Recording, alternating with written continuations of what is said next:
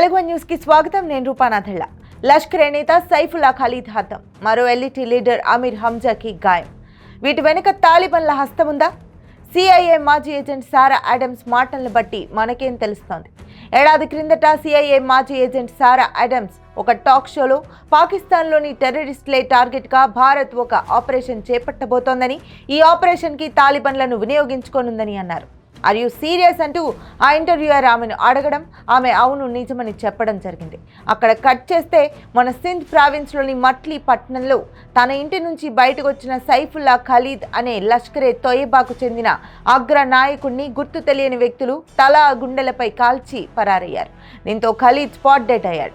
ఎవరి ఖలీద్ అని చూస్తే 2000లో Nepal module head, 2005 Bengaluru attack, 2006 Nagpur RSS headquarters పై దాడి, 2008 యూపీ రాంపూర్, ఇలా వరుసగా జరిగిన లష్కరే ఆపరేషన్స్ కమాండర్.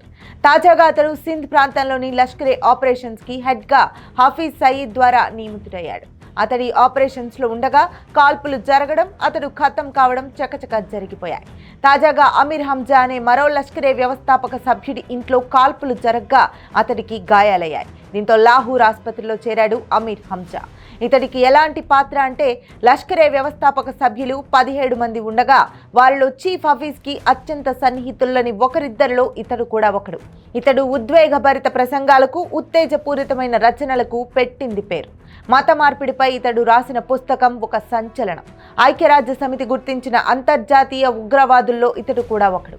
అలాంటి వ్యక్తి రేపు మరణిస్తే హఫీజ్ సయీద్కి మరింత పెద్ద ఎత్తున దెబ్బ తగలనుంది. ఇప్పటికే మొన్నటి ఆపరేషన్ సింధూర్ ద్వారా ముజఫరాబాద్లో లష్కరే శిబిరం ధ్వంసమైంది. ఇందులో హఫీజ్ సయీద్ కొడుకు తల్హా సయీద్, అతడి 5 కమాండర్లు హతమైనట్లు వార్తలొచ్చాయి. వీటితో పాటు మరో 5 ఉగ్రవాదులు హతమయ్యారని రిపోర్టులొచ్చాయి. వీరిలో 3 లష్కరే నాయకులున్నారు. ఒక దశలో హఫీజ్ సయీద్ సైతం చనిపోయాడన్న కథనాలు వెలువడ్డాయి. అయితే ఈ దశగా అధికారిక ప్రకటనలేవీ లేవు. మొత్తంగా లష్కరేకి ఆపరేషన్ సింధూర్తోనే పెద్ద ఎత్తున నష్టం జరిగింది. తాజాగా కాల్పుల ఘటనలో ఖలీద్ చనిపోవడం, అమీర్ హంజా ఆసుపత్రి పాలు కావడంతో ఆపరేషన్ ఎల్ఈటీ ఏదైనా నడుస్తోందా అంటే అందుకు సారా ఆడమ్స్ ఏడాది క్రిందట చేసిన వ్యాఖ్యల పాయింట్ ఆఫ్ వ్యూలో చూస్తే అవునని చెప్పక తప్పదు. భారత్ ఆఫ్ఘన్ మధ్య ఇటీవల కాలంలో సంబంధాలు బాగా మెరుగయ్యాయి. గత ఏడాది కాలంగా ఖైబర్ పఖ్తూన్ఖ్వా సరిహద్దు ప్రాంత విషయంలో పాకిస్తాన్, ఆఫ్ఘనిస్తాన్ దేశాల మధ్య ఘర్షణాత్మక వాతావరణం చోటు చేసుకుంది. దానికి తోడు భారీ ఎత్తున ఆఫ్ఘన్ శరణార్థులను పాకిస్తాన్ ఇరకాటంలో పెట్టింది. దీంతో ఆఫ్ఘనిస్తాన్లోని తాలిబాన్ ప్రభుత్వం పాకిస్తాన్ అంటేనే మండిపడుతోంది. గతంలో తాలిబాన్లు ఆఫ్ఘనిస్తాన్ని ఆక్రమించుకున్నప్పుడు పాకిస్తాన్ ఎస్ఐఏ చీఫ్తో సహా చాలా మంది కాబూల్ చేరి అక్కడి సంబరాలు చేసుకున్నారు.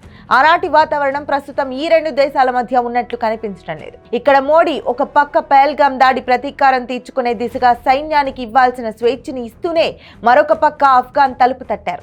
మోడీ నుంచి పెద్ద ఎత్తున దాడి జరగడం ఖాయమని భావించిన పాక్ తన ఉగ్రవాదులను బంకర్లలోకి పంపడం, తన దళాలను సరిహద్దులకు తరలించడంలో బిజీగా ఉంటే మన భారత ప్రతినిధి తాలిబాన్ విదేశాంగ మంత్రి ముత్తాకిని కలిశారు. ఈ దిశగా మాకు మీ సహాయ సహకారాలు కావాలని కోరారు.